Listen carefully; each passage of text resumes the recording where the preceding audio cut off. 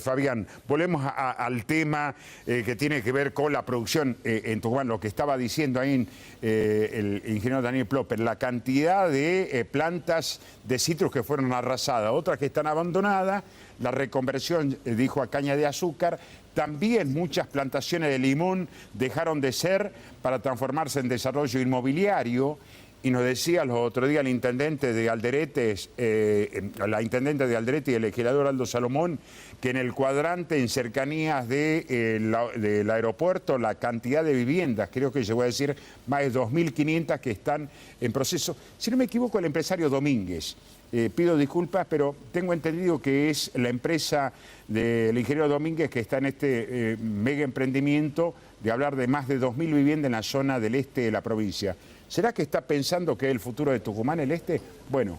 Del tema naranja creo que vale la pena hacer alguna consideración. Sí. Hay muchos productores de limón que hoy están pensando en reconvertirse a naranja, porque particularmente, quizás es una cuestión coyuntural, hoy el precio de la tonelada de naranja es casi 10 veces el precio de la tonelada de limón. ¿A cuánto está la tonelada de limón hoy, más o menos? $60. $60 para anotar. La tonelada siendo generoso, ¿Y la naranja? Está como $600, $700. Entonces, el productor, ¿por qué? Porque también hay que analizar. Pero es coyuntural, dice usted. Bueno, es coyuntural. Hay mucha demanda de jugo de naranja. ¿Por qué?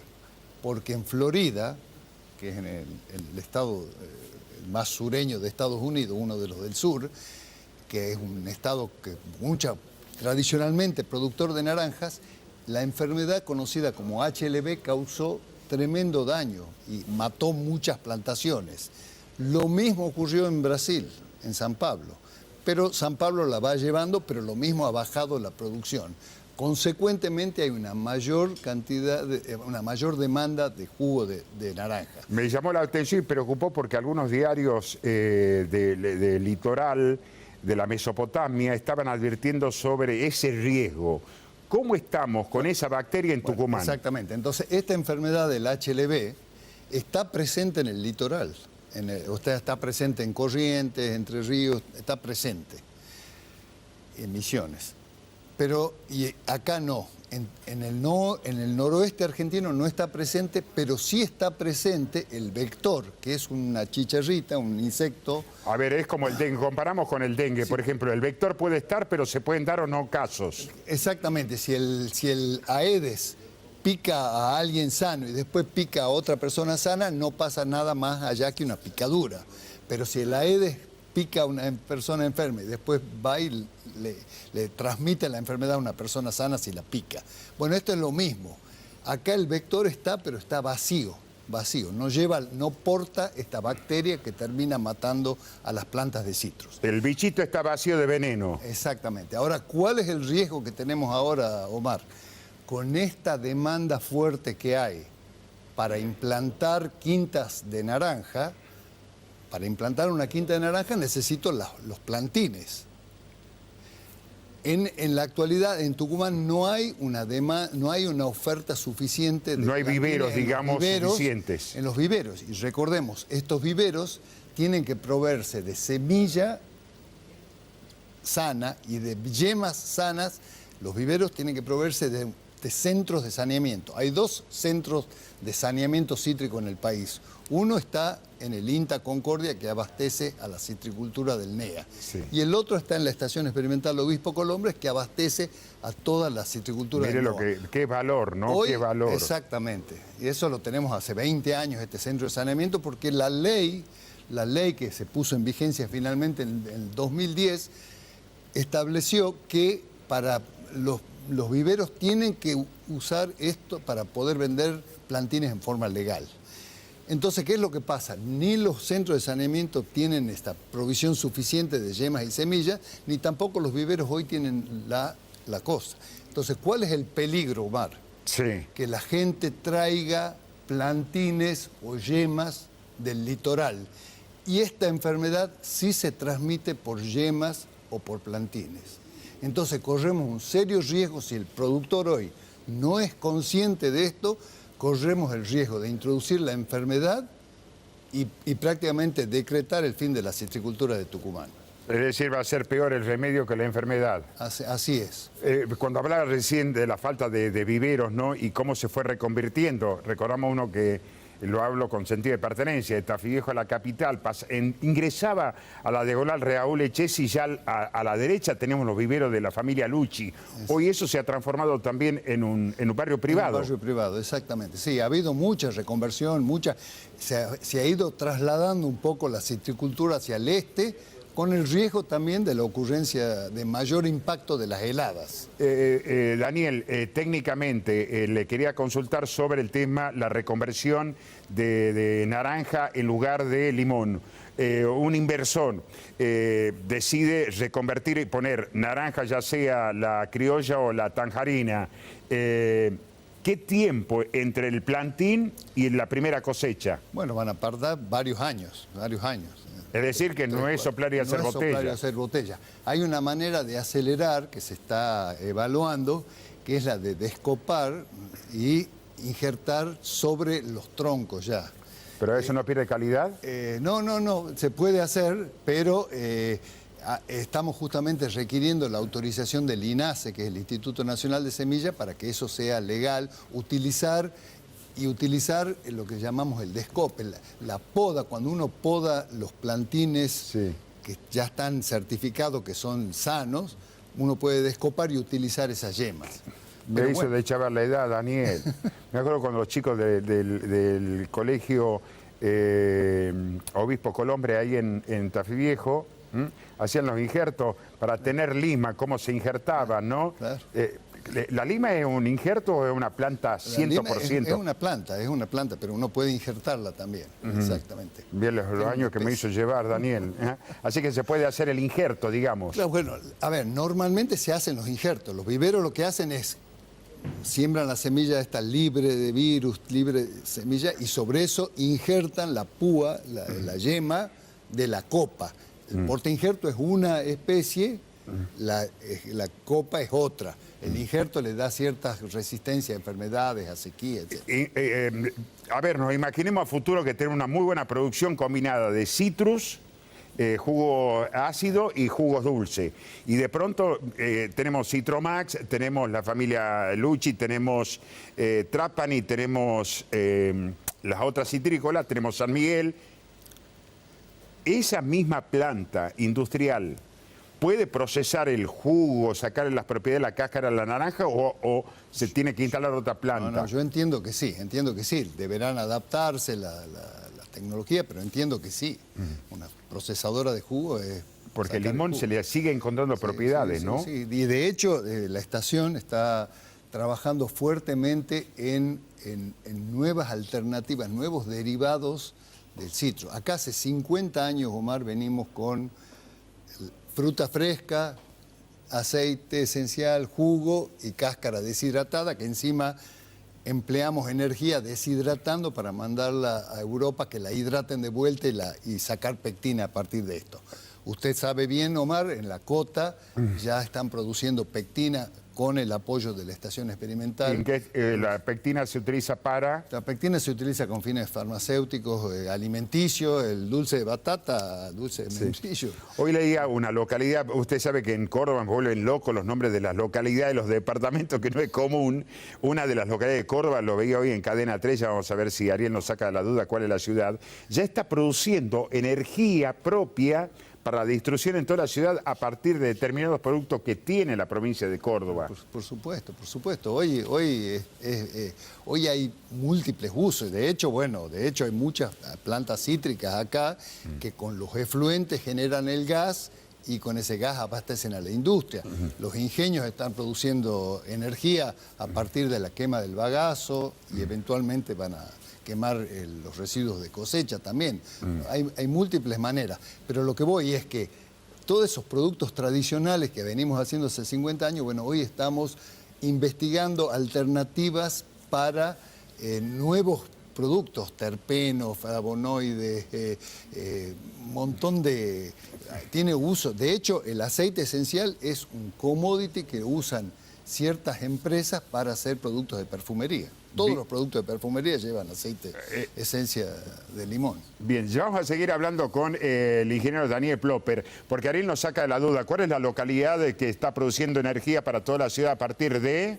Se llama Ticino, el pueblo de Córdoba que produce su propia energía. El intendente de la localidad es Gabriel Cañas y él resaltó el valor de la producción y el crecimiento a través de una central termoeléctrica de Lorenzati Ruesch, ¿sí? Eso es lo que se destaca en este artículo, en el que remarcan la iniciativa que tuvo la gente de Ticino en el interior de Córdoba. Bien, recordamos que acá Tucumán tiene una participación en la fabricación de combustible y de energía a partir de la caña de azúcar. Bueno, Córdoba tiene también la producción de maíz, de trigo, que también tiene una fuerte participación en el tema del combustible, que es el futuro porque es el combustible sano. Claro, y es lo que llamamos economía circular, Omar. Acá hay muy buenos ejemplos.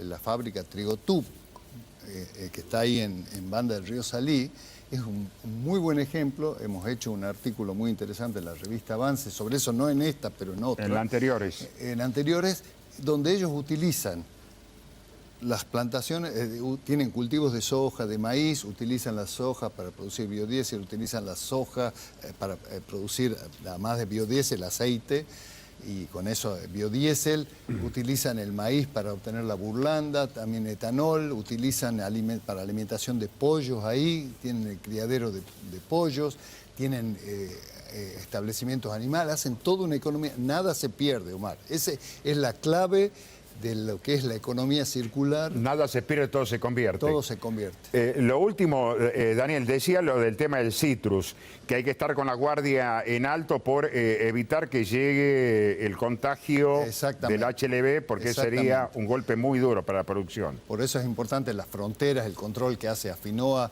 en las fronteras con la gente del SENASA también, para evitar que ingresen plantines, pero a veces las yemas pueden entrar muy solapadamente. Es cuestión que el sector productivo tome conciencia de que es preferible esperar un año para que se produzcan los plantines acá y no traerlos de otra zona. Bien, lo último, Daniel, porque estamos hablando de este régimen de invertir en el incentivo a las grandes inversiones. Y digo, el este de Tucumán, ¿tenemos posibilidades de un crecimiento a través de la aplicación de RIGI para las pequeñas y medianas empresas, grandes inversores? Pero no únicamente pensar del salir hacia el oeste, ¿no? Que se ha dado el desarrollo inmobiliario y todo, piensan del centro hacia el oeste. ¿El este? Yo creo que tiene un tremendo potencial, Omar. Es cuestión, hay que tener políticas de largo plazo, estabilidad económica, seguridad jurídica. Y vuelvo a insistir, hay que invertir en educación, porque no vamos a ser atractivos a los grandes capitales si hoy no tenemos gente preparada para que asuma posiciones en firmas de tecnología y que requieran algún tipo de capacitación. Entonces, tenemos el río Salí.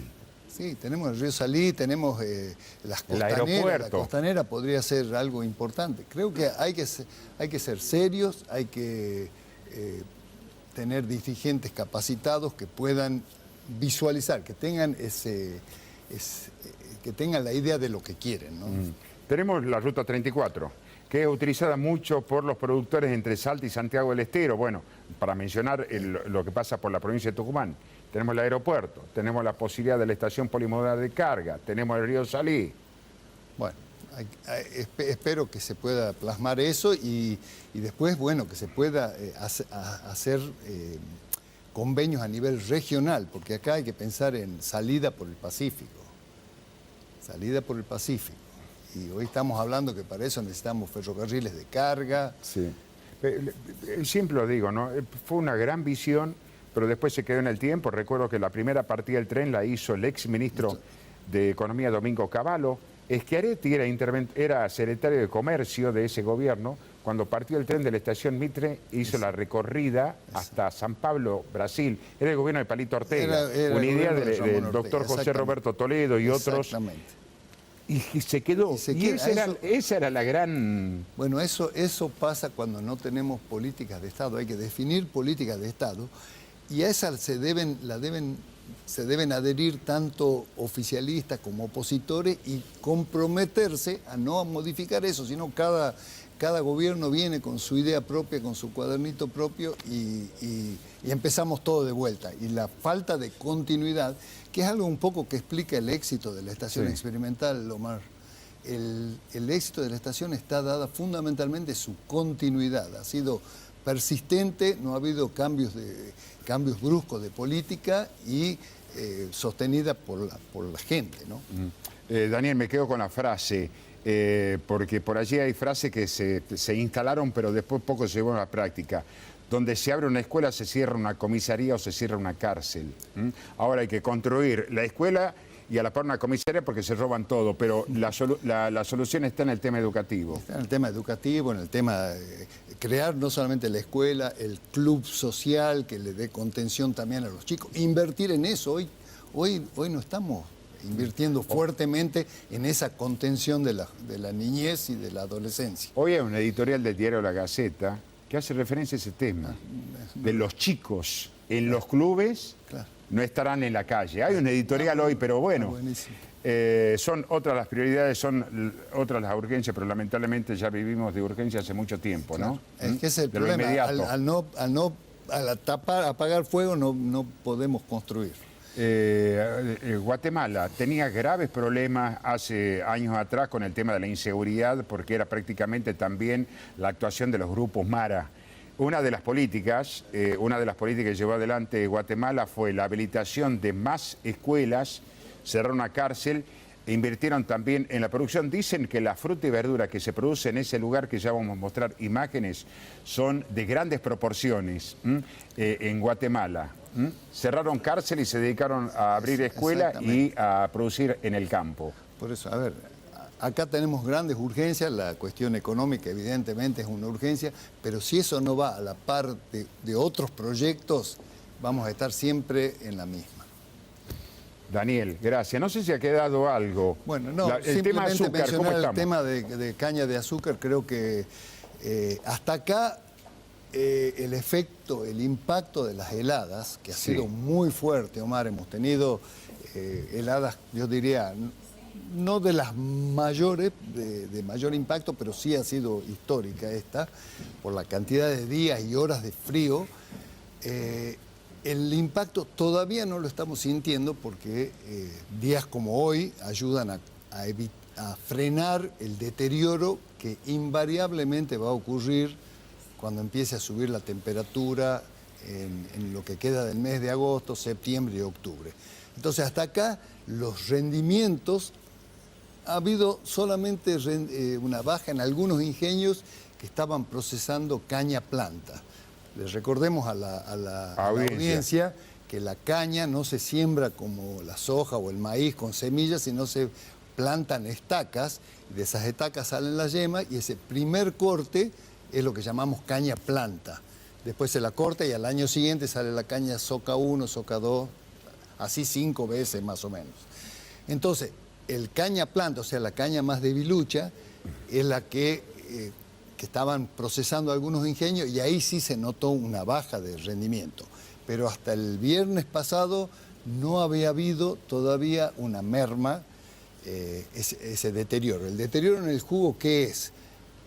El azúcar que está producido en los tallos, las células empiezan a alterar y entra, el tallo también se empieza a rajar, entran microorganismos y hay microorganismos que empiezan a degradar la sacarosa en glucosa y fructosa. Entonces se empiezan a formar polímeros de glucosa, polímeros de fructosa, y entra la acción de una bacteria y se crean gomas que se llaman dextranas. Eso le hace perder rendimiento. Y eso complica el proceso fabril. Y además se producen ácidos, se producen alcoholes, aldehídos. Entonces, todo eso, ¿qué significa? Significa hay otro sólido soluble que no son la sacarosa. Entonces, ¿qué es lo que pasa? Hay menor producción de azúcar al final. Entonces, hasta acá eso todavía no se ha empezado a visualizar en los ingenios, repito, pero la curva de degradación del pol por ciento caña, que son los sólidos, la sacarosa, esa curva de degradación se acelera rápidamente con este tipo de heladas, cuando hay temperatura. Entonces, eso es lo que el temor que tenemos. ¿Cuánto cree usted que puede ser la producción? Porque después hay que ver qué hacemos si hay una producción cerca de 2 millones de toneladas, ¿qué hacemos con...? No va a haber 2 millones de toneladas. Pero digo, sí. 1,5 millones podemos llegar. Podemos llegar, sí. Porque después hay que ver qué hacemos con el azúcar. ¿Exportamos? El azúcar hoy, el precio internacional todavía sigue siendo favorable, así que uno puede exportar. El tema va a ser... de vuelta, yo me pongo en el lugar, en la trinchera, en el productor. En el productor. Ese productor que tiene su caña helada, que no tiene la seguridad que se la van a sacar. Y si a medida que pasa el tiempo, le va bajando el rendimiento y puede llegar al final de que se decrete el final de la zafra y esa caña helada que tiene ahí deteriorada porque ya no tiene el rendimiento suficiente. Entonces eso es lo que hay que procurar. Que no quede caña en pie. Por suerte el ritmo de molienda viene siendo casi el máximo que tenemos en Tucumán y eso va a permitir sacar. Pero va a depender si tenemos o no cantidad de azúcar suficiente como que justifique entrar a cosechar un lote. Gracias por la clase gratuita, Daniel. Bueno, no hay por qué. Investigador, Estación Experimental, gracias por la revista también, la Estación Experimental Agroindustrial Obispo Colombres en el siglo XXI. Muchas gracias, Daniel, muchas gracias. El ingeniero Daniel Plopper en la mañana de Los Primeros.